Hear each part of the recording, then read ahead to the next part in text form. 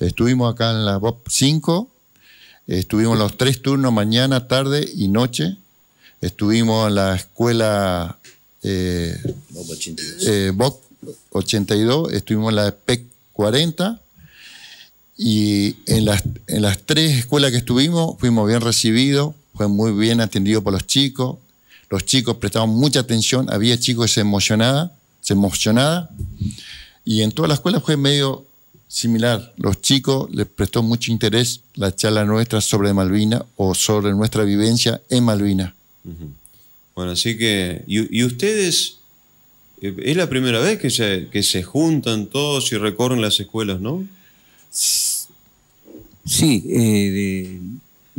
que yo me tengo razón, nunca hemos hecho esta clase de eventos, de recorrer las escuelas, y sé que en otros lugares lo hacen, y lo hacen muy bien. Por ejemplo, en Río Grande, Tierra del Fuego, ahí trabajan en forma espectacular. Nosotros recién estamos empezando, ¿sí? Y nos pareció muy bien. Y bueno, tenemos que agradecerle a la Secretaria de Cultura de la Municipalidad. Exactamente. Que es Norma González. Que fue la propulsora de estos eventos, ¿sí? Ah, qué bueno. Así que, no, realmente interesante. Y yo, en todos los años que estamos acá con el programa, no recordaba que alguna vez se haya hecho. Así que realmente interesante. A tener en cuenta, Pablo, que los jóvenes a los cuales ustedes se dirigen no han vivido en lo más mínimo la guerra de Malvinas, ¿no? No, por supuesto.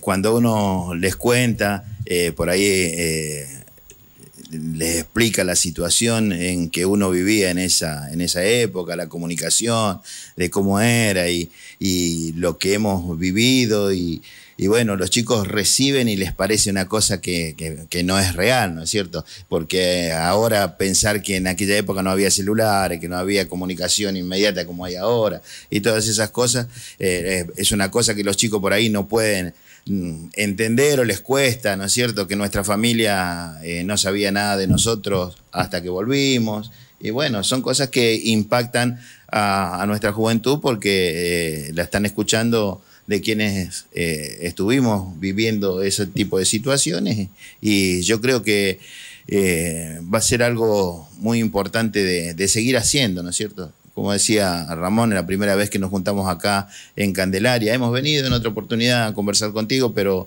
esto de las escuelas me parece que es pero muy, muy bueno, porque los chicos, nuestros jóvenes, están escuchando de primera persona lo que vivimos los veteranos de guerra, durante la guerra, en la posguerra, de acuerdo a cómo se vaya dando la charla, porque es una charla bastante amena en algunos casos y conmovedora en otros, pero bueno, tienen la posibilidad de preguntarnos, de charlar con ellos, y realmente reciben de una manera muy linda y nos hacen sentir bien, porque después de la charla vienen, nos abrazan, se sacan fotos, y para nosotros, yo creo que para todo el grupo es muy importante ese reconocimiento, ¿no es cierto?, de parte de los chicos. Yendo un poquito a las consultas de los jóvenes, ¿qué le preguntaban los jóvenes? Los jóvenes nos preguntaban, los chicos, mejor dicho, de la escuela nos preguntaban las condiciones que vivíamos, las condiciones de comunicación que teníamos con los familiares, nos preguntaban las alimentaciones que teníamos, el frío, el clima, cómo fue el combate, cómo fuimos atacados, un montón de cosas. Bueno, vamos a aprovechar esa base de consultas de los propios jóvenes, que son también nuestras consultas, nuestras dudas. Para ir entrando en clima, yo sé que ustedes se sensibilizan llegado esta fecha tan especial, ¿no? Pero nosotros que estamos acá en la comodidad de nuestros hogares, hoy 2019, en un clima subtropical, y por ahí no tenemos la más mínima idea de lo que vivieron ustedes. Ni bien llegaron ustedes a Malvinas, se toparon con el clima de las Islas Malvinas. Cuénteme un poquito sobre eso. ¿Cómo fue la impresión de llegar a Malvinas y toparse con el clima? Bueno, No, en mi caso, yo estaba haciendo el servicio militar en Río Grande, Tierra del Fuego, ahí en el Batallón 5 de Infantería Marina, y bueno, el clima es similar a Malvinas. Nosotros estábamos bien aclimatados. O sea, que el clima no nos jugó mala pasada, o sea, estábamos acostumbrados. O sea, en su caso, Ramón, usted fue ya aclimatado. Sí. Ajá. Bueno, en su caso, Pablo, ¿dónde estaba usted cuando tuvo el llamado, digamos? Bueno, yo soy oriundo de la ciudad de Morón, provincia de Buenos Aires, y estaba cumpliendo con el servicio militar ya hacía un año en Puerto Belgrano, donde las condiciones climáticas no eran como en el sur, y realmente habíamos estado en Ushuaia, habíamos estado en Puerto Madryn, lugares donde realmente hace muchísimo más frío que lo que estábamos acostumbrados a vivir, pero en mi caso fue poco el tiempo que tuvimos que pasar ese frío que fue después del hundimiento del crucero, así que experiencia del clima lo tengo realmente cuando estuve arriba de la balsa.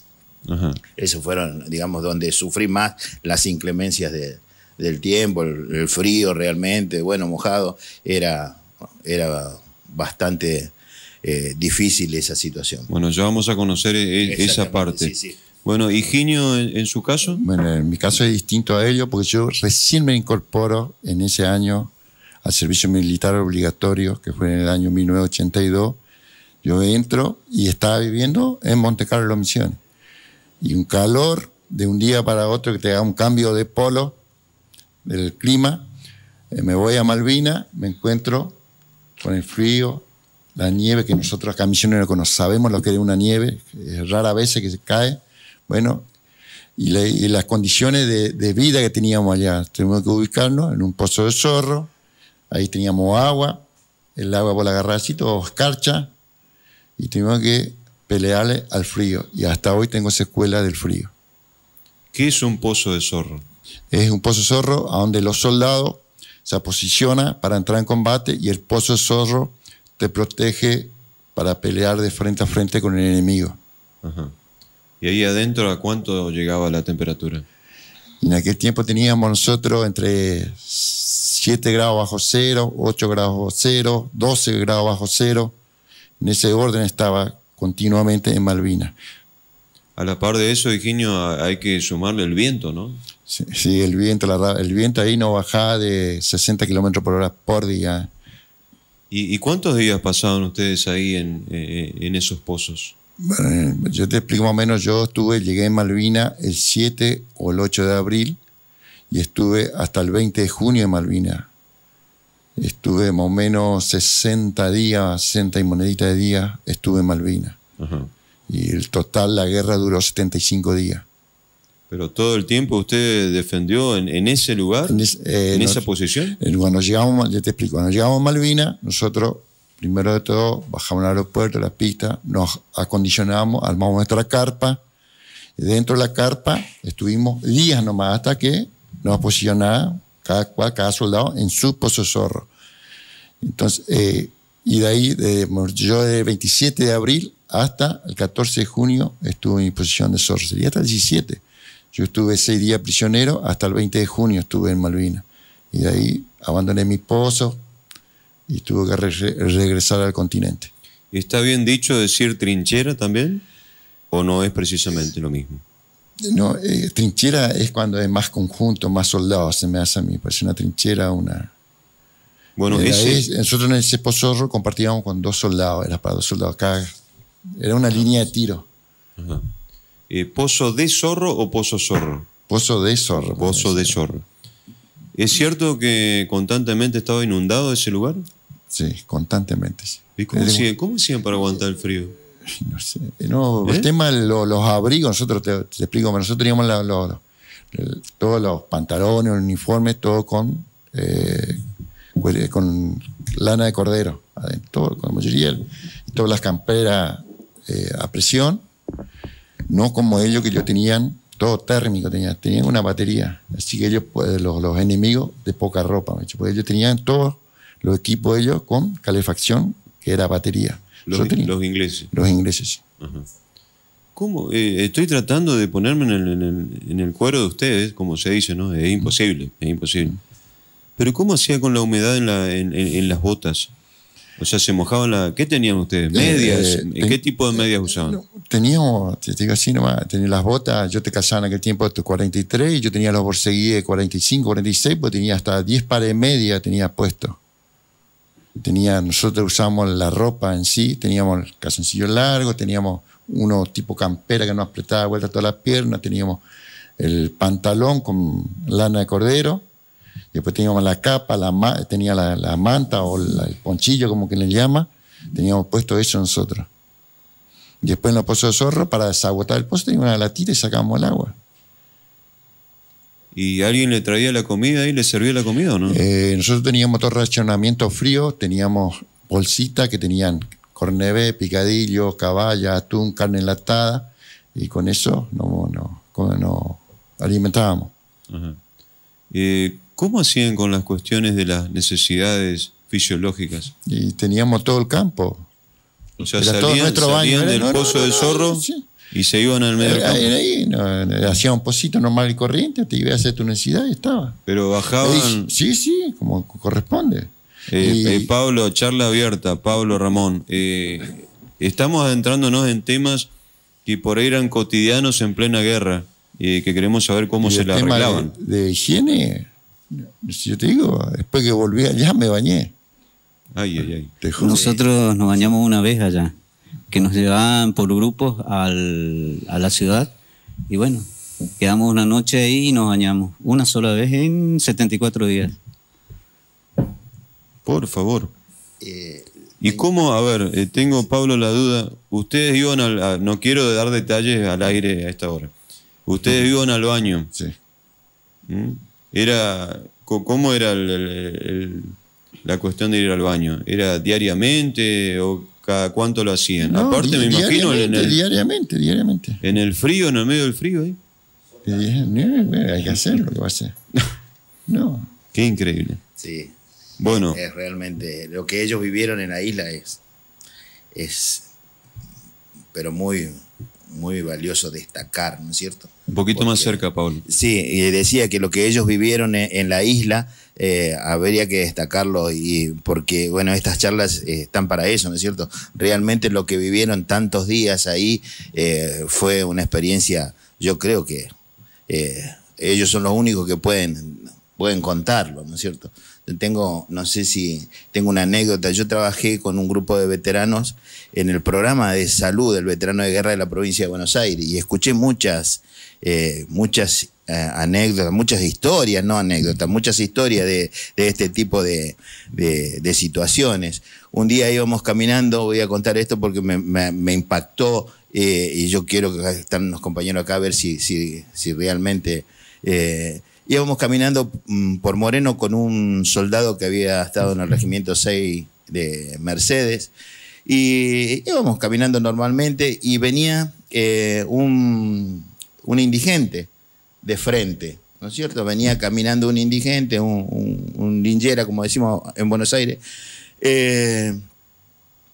y él me corre, yo lo cuento y todavía me impacta. Me hace bajar de la vereda, correte. Y entonces yo, como cargándolo, le digo, ¿qué? ¿Le tenés miedo al cirujano? Y me dice, no, dice, ¿sabés qué pasa? Dice, tiene el olor que tenía yo cuando estaba en Malvinas. Y me impactó, porque realmente fue una cosa, digamos, que nosotros estábamos trabajando el tema de las vivencias, los problemas psicológicos, los problemas que traíamos cada uno de nosotros en ese programa. Entonces, él que estaba también como facilitador, que era un muchacho que estaba, digamos, con bastante tiempo de terapia, esas cosas, ese hombre, ese olor que tenía ese hombre, lo hacía volver a 25, 28 años atrás en su recuerdo, y decir que él tenía ese mismo olor que tenía esa persona. Me impactó realmente, hasta el día de hoy lo cuento y digamos, me sigue impactando, me sigue emocionando, porque digo yo, esto sí que realmente vivieron cosas difíciles. Don Pablo, tómense el matecito. ¿Están bien? ¿Están tranquilos? Sí, no, perfecto. ¿Están bien? Bueno. Don Pablo, escuchábamos a Ramón y a Higinio contar cómo pasaron la guerra ahí, en el Pozo del Zorro, en esas condiciones. Usted, en ese sentido, ¿cómo la pasó en la previa, digamos, de toda la tragedia del Lara Belgrano? ¿Cómo fueron los días ahí, arriba del barco? Bueno, totalmente diferente a lo que vivieron ellos, porque nosotros el día 2 de abril, quienes nos informan que se habían recuperado las islas, salimos franco ese día, nos pidieron que avisemos que íbamos a ir para Malvinas, que no sabíamos cuándo volvíamos, y salimos navegando arriba de un buque donde no hacía frío, donde teníamos comida, las 4 comidas diarias, digamos, no vivimos esas situaciones, ¿no es cierto? Estuvimos bien, fuimos a Ushuaia, salimos a navegar el 16 de abril, el 16 de abril salimos rumbo al sur. Pero adentro del barco, lógicamente, no hace frío. Ahí están las comodidades. Teníamos cama, teníamos baño, teníamos todo lo necesario para vivir. Lo nuestro acontece después del hundimiento, ¿no es cierto? Nuestras penurias, nuestras cosas feas acontecen después del hundimiento del crucero. Hasta ese momento íbamos contentos a la guerra, sabíamos que íbamos a la guerra, pero íbamos contentos, íbamos con ganas de presentar batalla, que era lo que teníamos en mente, ¿no es cierto? ¿Qué información, Pablo, tenían ustedes de lo que se venía? ¿Ustedes tenían idea de con quién se iban a enfrentar?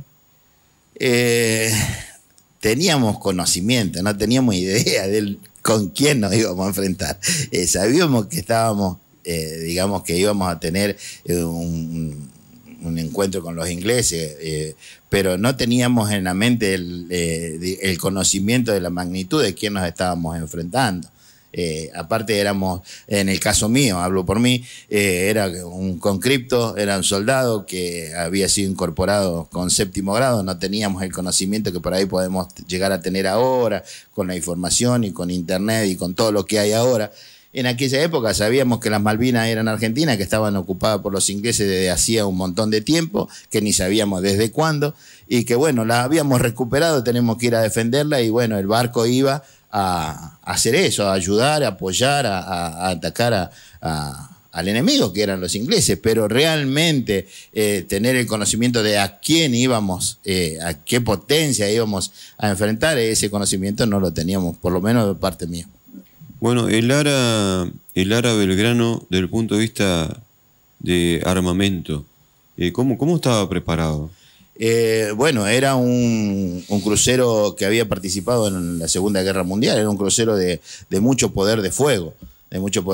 Tenía 5 torres de cañones con 3 cañones cada una de 6 pulgadas. Tenía una potencia de fuego impresionante. Tenía cañones de 5 pulgadas antiaéreos, tenía ametralladora antiaérea de 25 milímetros, 50 milímetros, tenía unos misiles también antiaéreos. Estaba bastante bien equipado para aquellos tiempos por ahí de la Segunda Guerra Mundial y un poco más, ¿no es cierto? Pero no contaba, por ejemplo, con sonar, que era algo indispensable para detectar un submarino, por ejemplo. Tenía un poder de fuego, pero también le faltaban un montón de otras cosas que eran necesarias ya a esa altura digamos, del tiempo y la tecnología como tenían los ingleses. Bueno, ya vamos a volver al tema del Lara Belgrano. Me gustaría, si me permiten, Higinio, Ramón, desde el lugar donde estaban ustedes, Higinio, te pregunto, ¿estaban muy lejos uno de otro en Malvinas, en la posición de defensa que le designaron? No, estábamos menos a 30, 20 metros cada posición. Y aparte de nosotros estaban de la gente, los soldados de Mar del Plata, que tenían los radares, tenían los antiaéreos de 20 y de 35 milímetros. Así que en mi zona era la zona más afectada por el enemigo, bombardeo aéreo, naval, que estábamos en la zona de la pista de aterrizaje, en el aeropuerto argentino. Ajá. ¿Y en su caso, Ramón? No, nosotros estábamos dispersados en el terreno. Estábamos en el monte Tumbledown, Sapper Hill, y bueno, el batallón 5 tenía varias compañías, la compañía Comando, Mar, Nácar y Obra, ¿sí? La compañía Obra fue la primera compañía que entró en combate. Así que hemos combatido con los galeses, con los escoceses, con los tailandeses y los paracaidistas que realmente eran ingleses. Bueno, ¿cuál fue, Higinio, tu primera experiencia cercana al fuego enemigo? Mi experiencia fue el 1 de mayo. 1 de mayo, el primer bombardeo aéreo inglés, que fue un Sea Harrier, la primera bomba que tiraron cayó sobre nuestra carpa, donde teníamos 3 soldados de la Fuerza Aérea, de los cuales uno falleció por la bomba. Y después ese mismo día teníamos el bautismo de fuego de nuestra Fuerza Aérea, que la primera vez en la historia entró en guerra, los aviones. Y después tuve la experiencia que tuve que soportar los bombardeos navales. Ajá. Bueno, Ramón, en su caso, la primera experiencia directa, ¿se llegó a enfrentar así de manera personal con el enemigo? Sí, estuvimos en el frente a frente. Yo le fui a integrar una cuarta sección de la compañía Nácar, y bueno, es la noche del 12 de junio, 13 de junio, y después fuimos a redoblar como refuerzo a la compañía Mar hasta el 14 de junio también, y hemos llegado a 50 metros por ahí con el enemigo, en partes con el clima que había, que no se veía, nos entreveramos entre ingleses y argentinos, nadie sabía más que quién era, y bueno, eso ocurrió el 13 de junio, ¿sí? Uno, Ramón, Pablo, Higinio, uno ve muchas películas, ¿no? Sí, las películas por ahí son una ciencia ficción. Real distinto. Totalmente.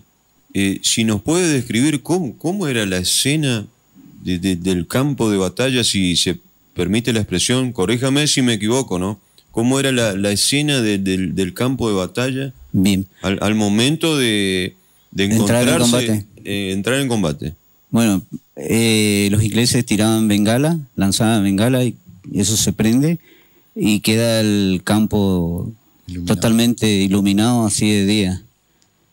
Y bueno, nosotros estábamos en nuestras posiciones y nosotros veníamos a venir a los ingleses. Y bueno, elegíamos. ¿Me entiendes? Entiendo.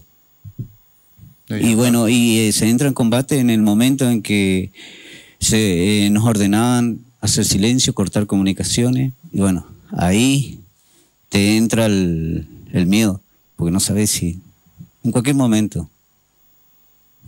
Bueno, siempre se habló del tremendo coraje de los argentinos. Ustedes en muchas oportunidades pudieron detener al enemigo en esos combates. Sí, fue el 12 de junio. Éramos exactamente la compañía Nácar, la sección, la cuarta sección, que éramos 80 hombres. Y esa noche se combatió contra los galeses. Nos atacaron con 3 divisiones, no sé, con algo de 300 hombres cada uno o algo así, no sé. Y ellos creyeron que se habían encontrado con un batallón y eran 80. Y lo hicimos retroceder. Ellos dejaron los muertos, dejaron los heridos, todo, y retrocedieron. Retrocedieron, pero ellos cambiaban, ¿vio? Es un trabajo para ellos.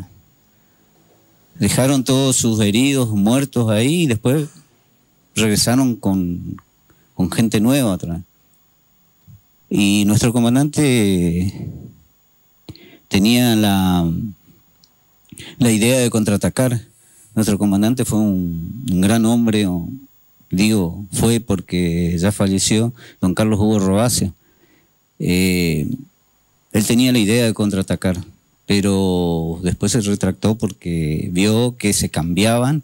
O sea, los ingleses venían, combatían un grupo, después se iban para atrás, venía otro grupo, o sea que ellos constantemente tenían recambio, nosotros no. Higinio, siempre ustedes en esos días, ¿qué información iban recibiendo de cómo iba la guerra? Bueno, nosotros la información que recibíamos o teníamos era todo por Radio Colonia, Radio Uruguay. Aquel tiempo pasaba una info y sabíamos, teóricamente, nosotros estábamos ganando la guerra, teóricamente. Y después nos enteramos que no era así. Y esa es la única. Por nuestro jefe, nosotros no teníamos ninguna información si íbamos bien, íbamos mal. Como lo mío, yo estaba en el aeropuerto y ese fue el lugar que por último nos rendimos. Por último, fue sería de Puerto Argentino hacia el aeropuerto. Fue lo último que se tomó, que fue el 14 de junio. Entonces ahí, al otro día, nos reúne a todos el jefe de la compañía nuestra y nos avisa que nos habíamos rendido. El 14 de junio. Es cierto, porque vuelvo a hablar de las películas, que siempre es ciencia ficción, son muy pocos las películas que se puede ir estrictamente a la vida real, a lo verídico, ¿no? ¿Es cierto que ustedes eran maltratados por sus propios jefes? ¿Es cierto que eran estaqueados y mal alimentados, maltratados en definitiva? Yo de mi parte en ese sentido reconozco a los jefes nuestros porque ellos se pusieron a predisposición nuestro, que era un soldado más y fuimos todos en familia.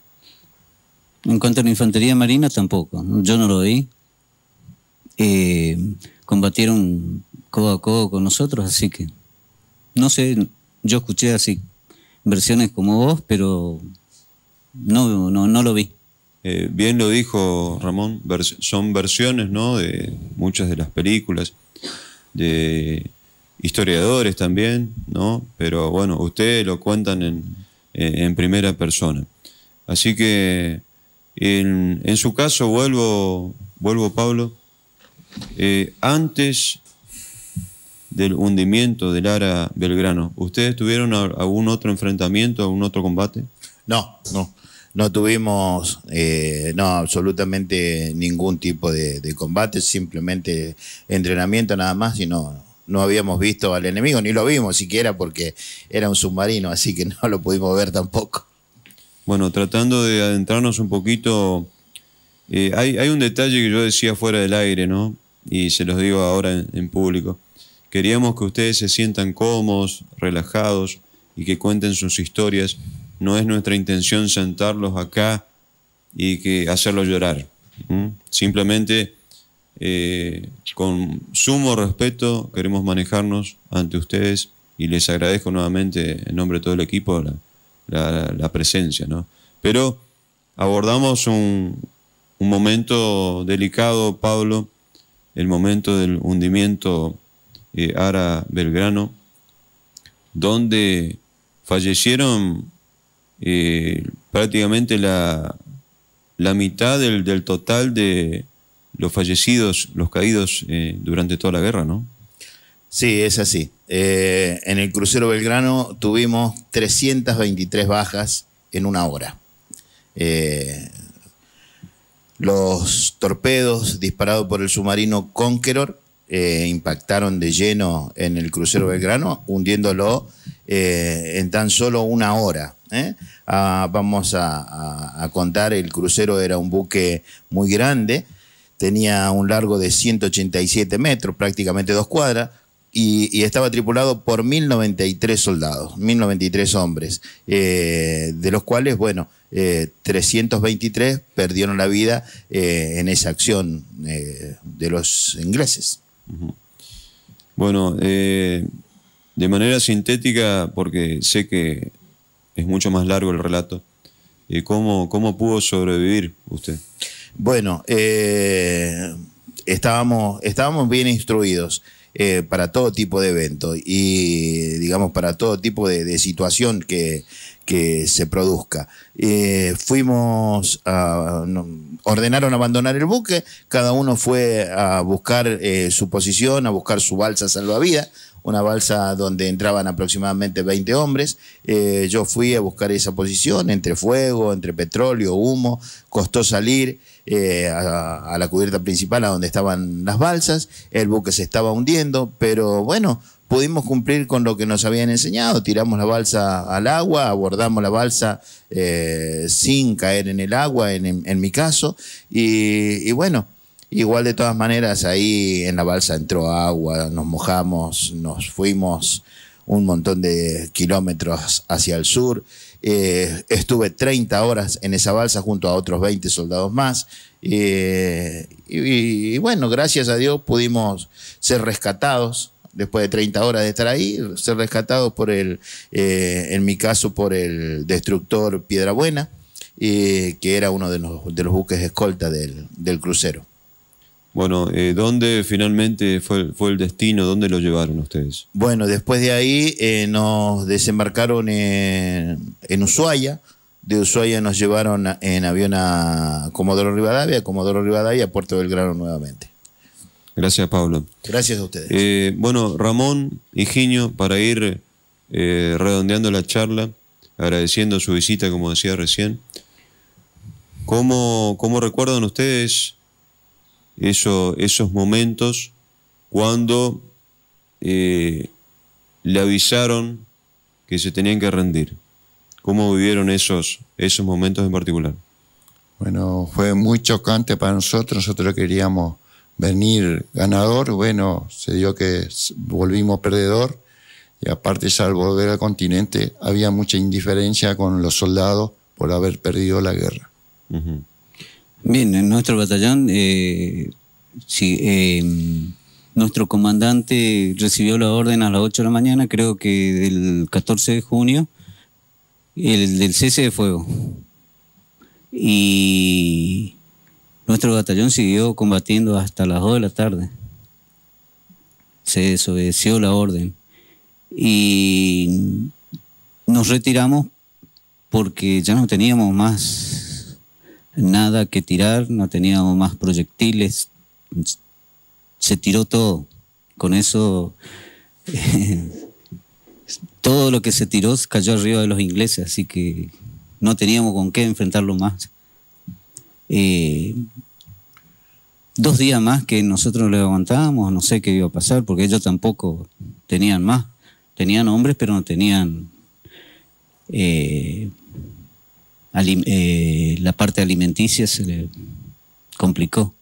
Y bueno, entramos caminando, tranquilos, marchando hasta al pueblo, o sea, al puerto argentino, y bueno, nos trataron bien, así que... ¿Supieron ustedes o le hicieron llegar en ese momento alguna información de parte de los ingleses? ¿Ellos suponían que iban a venir a Malvinas y ganar fácil? ¿Que ustedes le iban a entregar fácil las islas? No, ellos creyeron, pero se encontró en nuestro caso se encontró con un batallón de infantería marina que le hizo frente, que le produjo infinidad de bajas. En la segunda tanda entra a hablar un compañero mío de la misma compañía, que es Mario Urdapilleta, y él lo va a explayar más, ¿sí? Bueno, desde ya quiero agradecerles infinitamente. Hay muchos temas para hablar, muchísimo más para hablar, pero seguro que ustedes van a seguir con esta misión de recorrer las escuelas, que realmente es algo increíble, ¿no? Así que ustedes son nuestros héroes. Gracias. Muchísimas gracias. Bueno, yo le digo de corazón, yo me emociono. Y para completar, yo vivo en el barrio Malvinas. Así que lo siento en el alma, les tengo mucho respeto a ustedes, un gran aprecio. Y en nombre de todos los argentinos, de todos los misioneros que fueron a pelear allá. Bueno, usted es nacido en Buenos Aires. Buenos Aires. Bueno, por eso digo, todos los argentinos les agradecemos infinitamente todo lo que han dejado.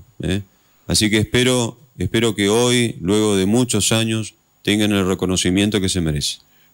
Bueno, bien, gracias Marcelo. Vamos a seguir haciendo, malvinizando en toda la escuela o en las localidades, así como colocamos un cartel, el acceso a Candelaria y el otro acceso a Candelaria que marca la distancia que hay de Candelaria hasta la isla Malvinas. Estamos a 3.354 kilómetros. 3.354 kilómetros de Malvinas. Sí, de nuestras Islas Malvinas. De nuestras Islas Malvinas, correcto. Con 35 metros.